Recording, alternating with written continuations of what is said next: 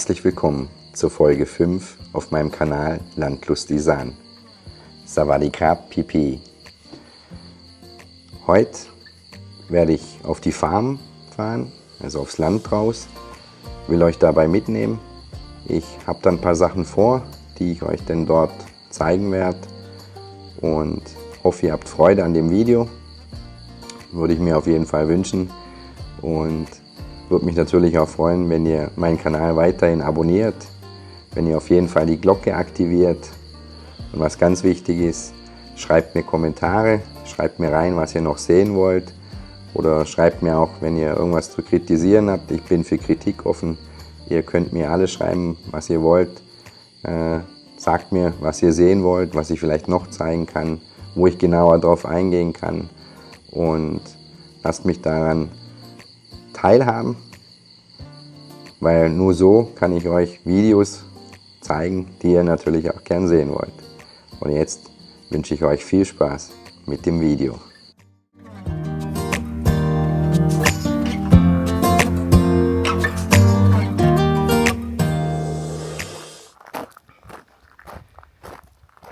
Heute bin ich mal wieder auf dem Land und habe heute hier ein paar Sachen vor, wo ich euch gern mitnehmen wollte, wo ihr anschauen könnt.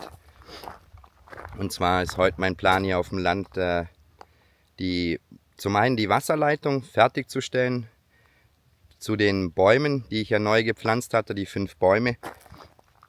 Da ist es jetzt mir ein bisschen mühsam geworden, darum muss ich da ein bisschen voran machen, die Wasserleitung zu legen, weil ich sonst immer die Eimer meterweise tragen muss. Und mir ist auch aufgefallen beim Wassergeben mit den Eimern, dass das Wasser sich irgendwo hin verteilt, aber sehr wenig an den Bäumen. Das heißt, ich werde einen kleinen Graben noch um die Bäume rumziehen, also einen kleinen runden Graben machen, wo sich das Wasser drin sammeln kann, wo es schön absacken kann, das Wasser. Und dann können die Bäume sich dort das Wasser dann holen über die Erde. Und werde auf jeden Fall noch den Graben machen, werde die Wasserleitung dorthin ziehen, werde im vorderen Bereich des Landes, wo man hier sieht, also im vorderen Bereich, dort vorne läuft noch eine Wasserleitung, eine alte, die nicht mehr gebraucht wird, die werde ich raustrennen und werde dann die Wasserleitung nach hinten zu den Bäumen setzen, werde die dort anschließen und dann ist es für mich einfacher, die Bäume zu bewässern. Wenn ich es heute noch schaffe, werde ich auf jeden Fall die Tröpfchenbewässerung auch noch fertig machen für die Bäume. Muss aber dann erst noch genau schauen, ob ihr wirklich Material da habt dafür. Und werde die Tröpfchenbewässerung noch fertig machen, wenn es zeitlich möglich ist. Werde aber auch hier, ich möchte die Einfahrt wurde letztes Jahr gekiest. Mit dem Kies hier habe ich letztes Jahr gekiest.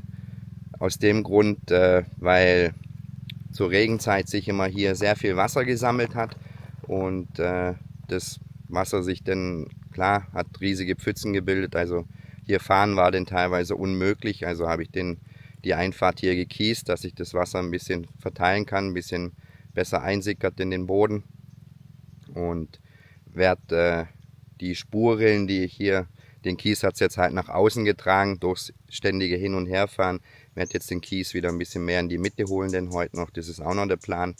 Werde die Tiere noch füttern gehen, das ist auch der Plan. Und werde euch da ein bisschen mitnehmen.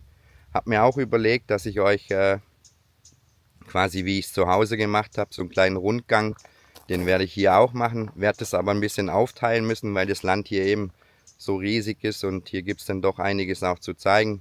Ich will mal noch auf das Haus eingehen, ich will mal noch auf die Hühner, auf den Hühnerstall eingehen, auf die Solaranlage, die es hier gibt. Ja, deswegen war meine Idee, ich fange jetzt einfach mal vielleicht heute im vorderen Bereich an. Zeige euch da, wenn es die Zeit noch ermöglicht, zeige ich euch da, was vorne im vorderen Bereich gemacht wurde. Und hoffe, ihr habt da den Spaß daran. Schreibt mir wie immer fleißig in die Kommentare, was ihr sehen wollt. Ob das so okay ist für euch. Vielleicht gibt es die ein oder andere Sache, wo ihr noch möchtet, dass ich da ein bisschen tiefer drauf eingehe. Weil für mich ist das mittlerweile hier so alltäglich geworden, dass das für mich auch, sage ich mal, es ist trotzdem noch was Besonderes, aber eben viele Dinge, die andere sehen, die sehe ich halt wahrscheinlich nicht mehr. Und deswegen, wenn ihr da Fragen habt, schreibt es einfach in die Kommentare. Ihr könnt auch eine E-Mail schreiben und dann werde ich euch da nach Möglichkeit alles beantworten, sofern ich es kann. Und sonst werde ich mir Rat einholen und wünsche euch jetzt viel Spaß, dass ihr mir ein bisschen zuschaut, über die Schulter schaut, was ich hier so mache, und wünsche euch dabei viel Spaß. So, entschuldigt den Aufzug hier. Ich bin vermummt, weil wir haben jetzt, ich weiß gar nicht, wie spät es ist, aber um die 10:30 Uhr. Wir haben schon wieder eine wahnsinnige Hitze hier. Ich muss da ein bisschen mein Gesicht schützen, mein europäisches Gesicht, weil die Sonne ist auch selbst für mich hier noch sehr stark. Und auch ich bekomme noch einen Sonnenbrand, wenn ich hier ungeschützt rausgehe.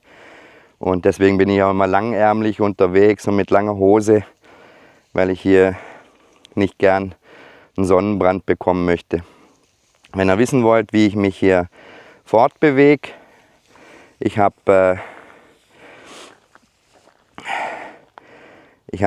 so ein Motorrad, was gut motorisiert ist, mit 110 Kubik.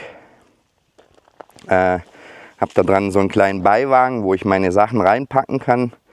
Das ist sehr praktisch, weil ich dann nicht immer mit dem Auto unterwegs sein muss. Meine kleinen Freunde sind auch da. Beide haben Spaß.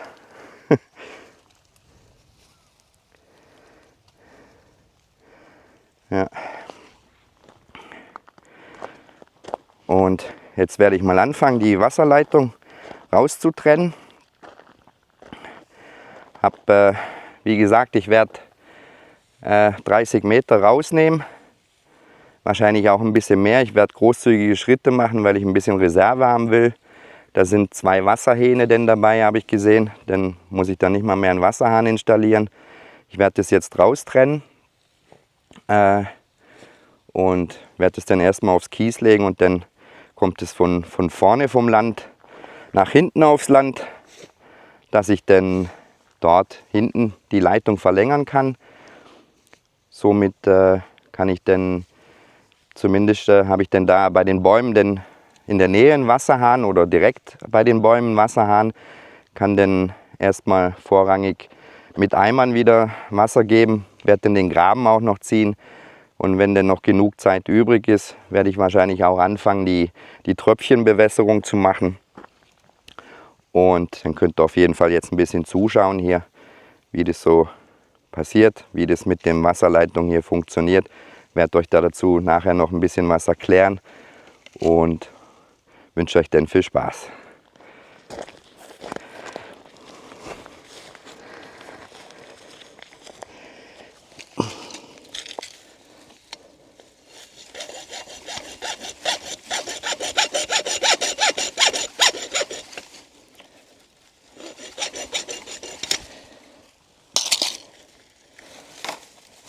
So, jetzt habe ich die Wasserleitung getrennt.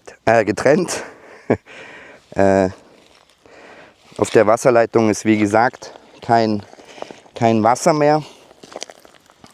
Die Wasserleitung ist tot, weil wir die jetzt hier nicht mehr brauchen. Die habe ich vorne abgedreht. Drum macht es auch nichts, wenn ich jetzt die Wasserleitung rausnehme. Da passiert nichts mehr. Und früher war die Wasserleitung eben da, um die Bäume hier zu bewässern. Die Bäume sind jetzt aber mittlerweile so groß, dass die kein Wasser mehr brauchen. Es sind zwar auch ein paar oder noch etliche kleine Bäume dabei, aber ja, die bekommen dann halt zur Regenzeit wieder Wasser. Wie gesagt, Wasser geben wir hier nicht mehr von Hand, das wäre zu mühsam. Da wäre ich, wie gesagt, tagelang nur beschäftigt mit Wässern. Ich mache jetzt auf jeden Fall weiter. Ich werde die Leitung erstmal aufs Kies legen. Ich hoffe, dass ich die irgendwie in einem Stück rausbekomme, sonst werde ich die wahrscheinlich teilen müssen und dann nachher hinten montieren. Lasst euch auch ein bisschen zuschauen, könnt ihr ein bisschen zuschauen, wie der Rest hier abläuft. Denn bis dann.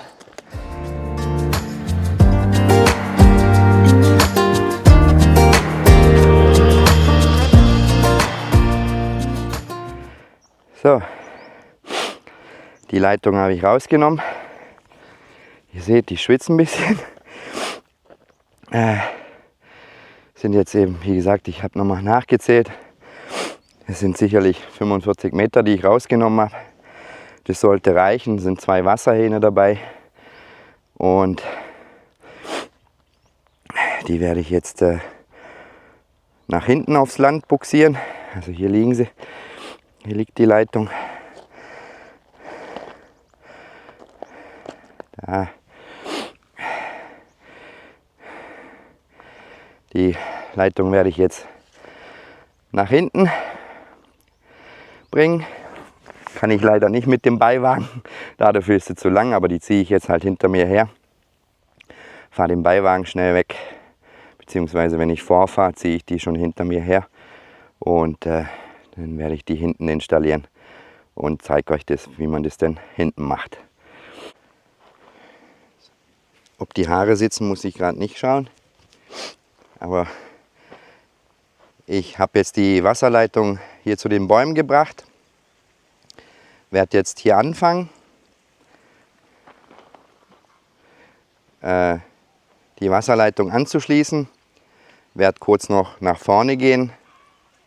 Werde die Wasserleitung stilllegen. Habe ja da so Absperrhähne, das zeige ich euch dann später mal noch. Werde die Wasserleitung erstmal abstellen, dass ich hier arbeiten kann. Habe die schon so weit verlegt, dass ich werde hier wahrscheinlich dann nochmal einen Wasserhahn setzen, dass ich hier 2 habe. Und habe gesehen, um die Tröpfchenbewässerung zu machen, habe ich leider nur 2 Reduzierungen gefunden, sind ja 5 Bäume. Also werde ich jetzt morgen werde ich noch die weiteren Reduzierungen holen, dass ich das dann fertig machen kann.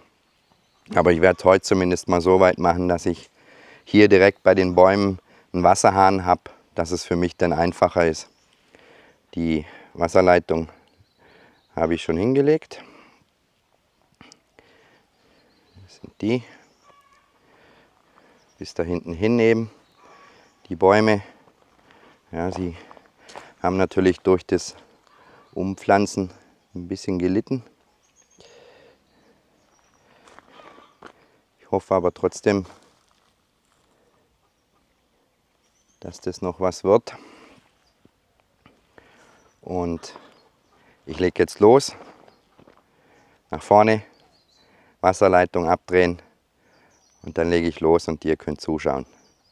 Ich arbeite und ihr schaut zu. So.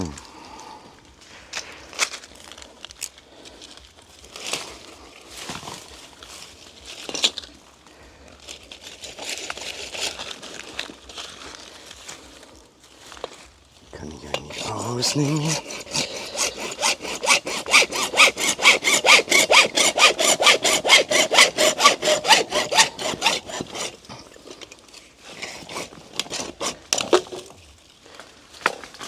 Das sind noch alte Leitungen.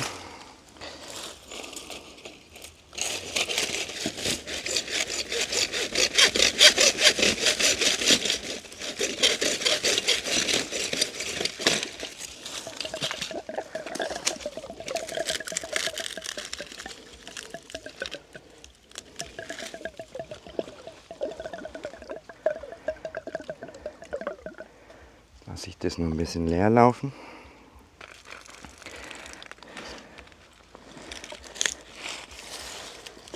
Verklebt wird das Ganze mit so einem Kleber, der sage ich mal, das Kunststoff, im Prinzip ist es ein Weichmacher, der den Kunststoff weich macht und dann quasi die Rohre dann ineinander verklebt. Da gibt es dann halt diverse Verlängerungen. Das ist jetzt eben ein Absperrhahn, den ich setzen werde, weil ich die Wasserleitung zu den Bäumen natürlich kontrolliert bewässern möchte. Jetzt trage ich den Weichmacher auf.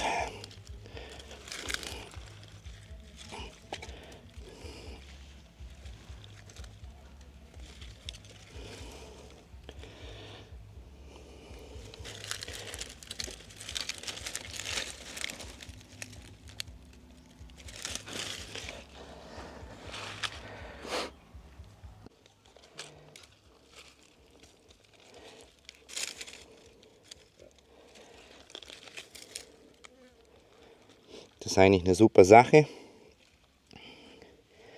Mit dem Rohren hier, mit dem Kleben von den Leitungen. Das funktioniert relativ schnell, unkompliziert. Lässt sich schnell auch mal reparieren. So, jetzt habe ich die Leitung schon mal angedockt. Jetzt gehen wir weiter nach vorne und machen das da dann weiter.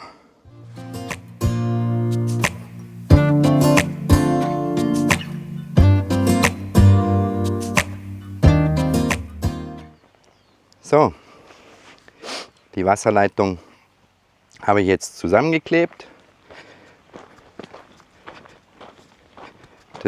Zum Trocknen braucht es eigentlich also nicht mehr wie 5 Minuten. Dann ist der Weichmacher trocken und die Leitung eigentlich auch dann schon wieder dicht. Das Ganze sieht jetzt so aus. Hier ist ja der letzte Baum. Da habe ich jetzt einen Wasserhahnanschluss. Dann geht das Ganze weiter.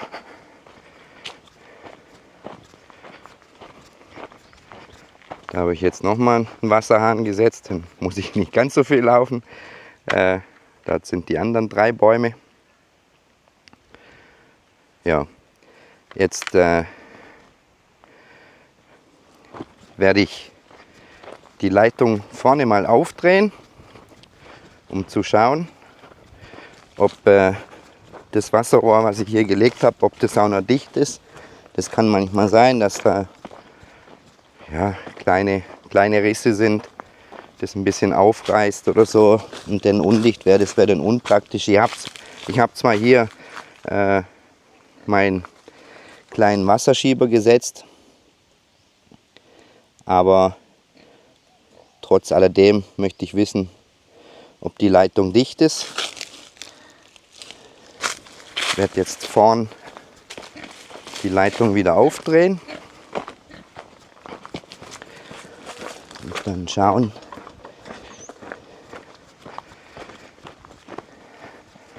ob das alles so funktioniert, wie ich mir das vorgestellt habe.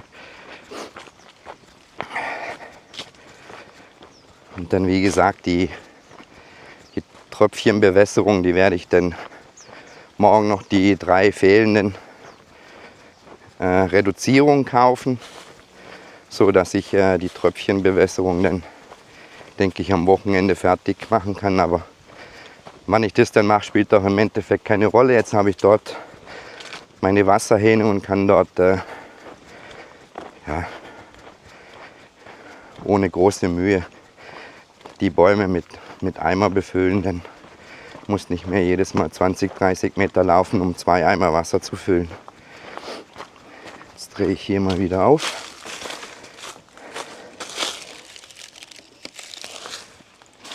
Weil der Schieber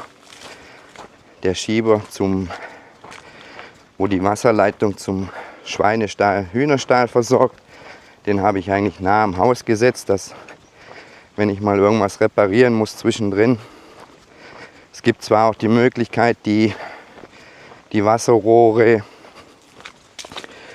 in der Erde zu vergraben, wo die PVC-Rohre dann, sage ich mal, sonnenunempfindlicher wären, aber die Mühe mache ich mir nicht mehr, weil ich die Erfahrung gemacht habe. Also zum einen ist es wahnsinnig viel Arbeit, die Leitung einzugraben, und das andere ist, was ich mit der Zeit festgestellt habe, dass wenn ich irgendwo ein Leck habe und dann natürlich die Pumpe ja nonstop läuft und das hier draußen mit meiner Solarenergie, wäre ein bisschen unpraktisch, wenn die Pumpe dann den ganzen Tag über pumpt und bis ich dann das Leck gefunden habe, dann sucht man sich, wenn die Wasserleitung unterirdisch verlegt wurde, sucht man sich da zu Tode. So, entlüftet habe ich auch schon.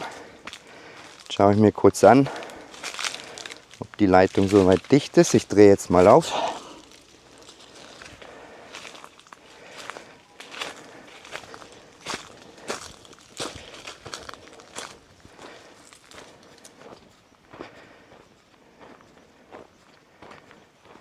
Ja, sieht ganz gut aus bis jetzt.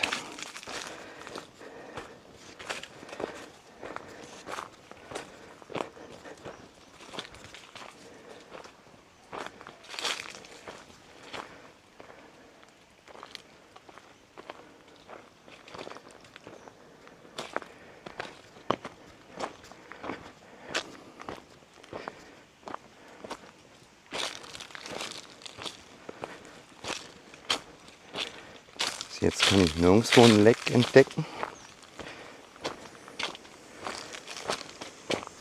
Ah doch. Eigentlich war das schon fast klar. Da sieht man das wunderschön.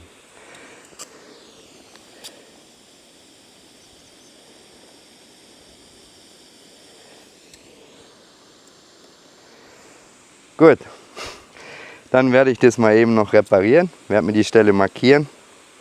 Repariere das noch schnell und dann sehen wir uns gleich wieder. So, die Wasserleitung, die noch geleckt hat, habe ich wieder repariert. Jetzt ist alles dicht soweit. Ich habe schön Wasser. Kommt schön Wasser hier. Somit ist es für mich jetzt dann mega einfach, die Bäume zu bewässern. Ich kann dann meine Eimer nehmen, kann hier schnell bewässern. Ich werde jetzt noch die kleinen Gräben um die Bäume rumziehen, dass wenn ich da Wasser gebe, dass das nicht gleich überall sich verteilt, sondern um den Baum herum bleibt. Und somit hoffe ich, dass der Baum sich denn da die Feuchtigkeit denn ziehen kann. Dann schalte ich da nebenbei auch die Kamera ein und könnt auch da ein bisschen zuschauen.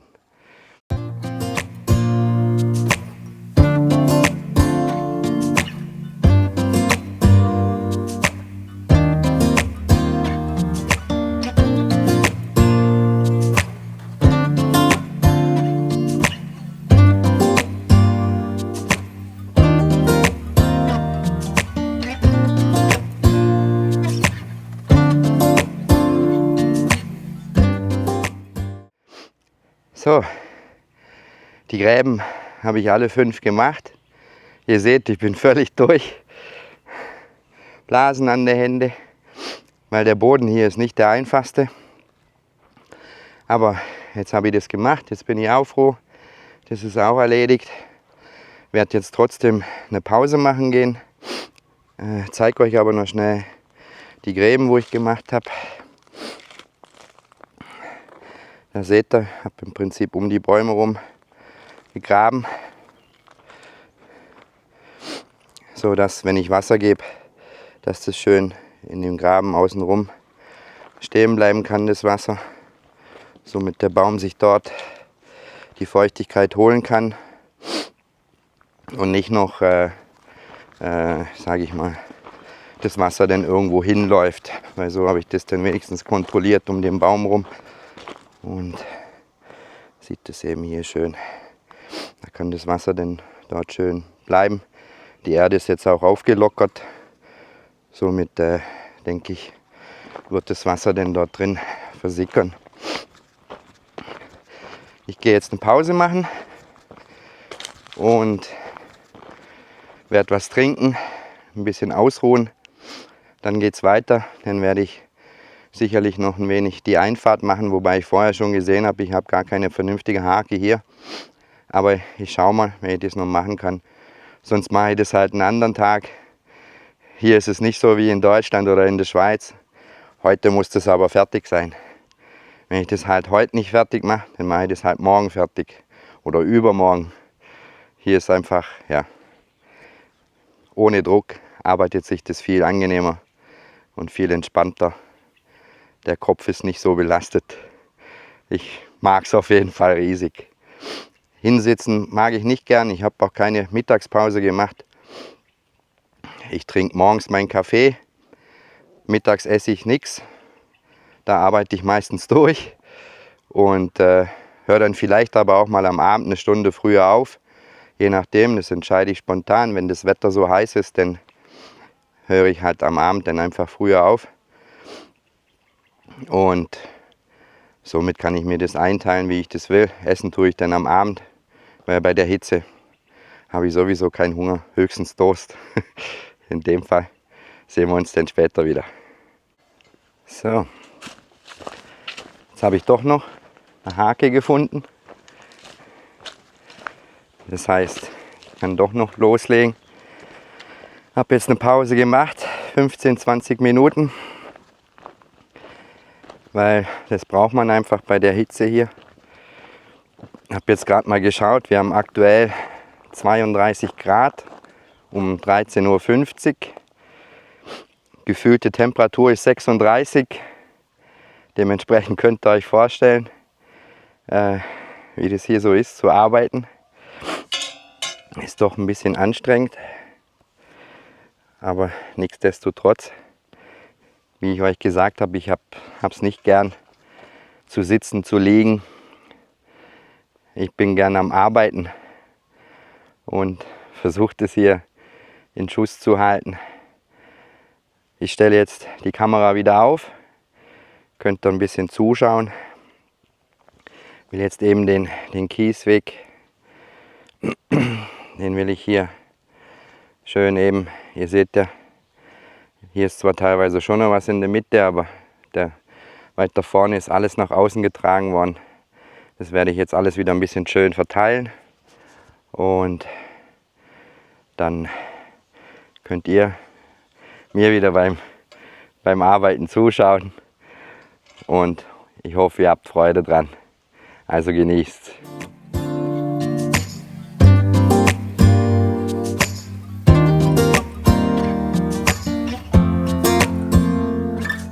So, der Schweiß brennt mir in den Augen. Den Kiesweg habe ich fertig. Ich bin zufrieden damit. Der Regen kann jetzt kommen, also ich werde das sicherlich noch mal kurz vor dem Regen machen müssen, weil ich natürlich hier täglich rein und raus fahre und werde das dann sicherlich noch mal machen müssen. Aber aktuell sieht es so aus. Ich finde es schön. Für mich ist das so genügend.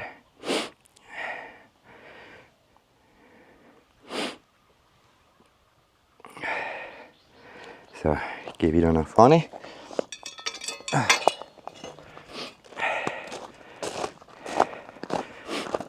Ich werde jetzt noch mal kurz was trinken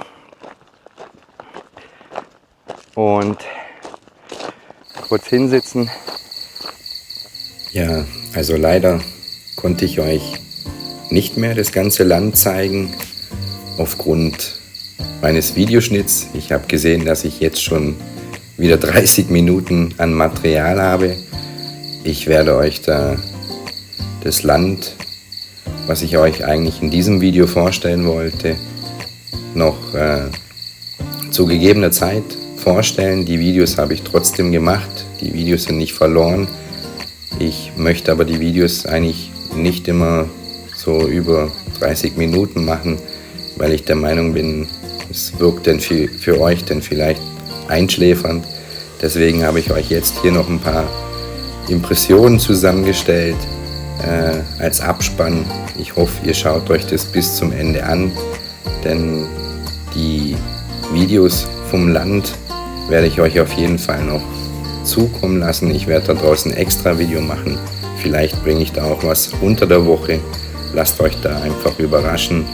Es tut mir leid, dass ich euch das hier in diesem Video nicht mehr zeigen konnte, aber ich hoffe, ihr verzeiht mir das und werdet trotzdem weiterhin bei mir einschalten. Ich danke euch dafür. Bis dann, euer René aus Thailand.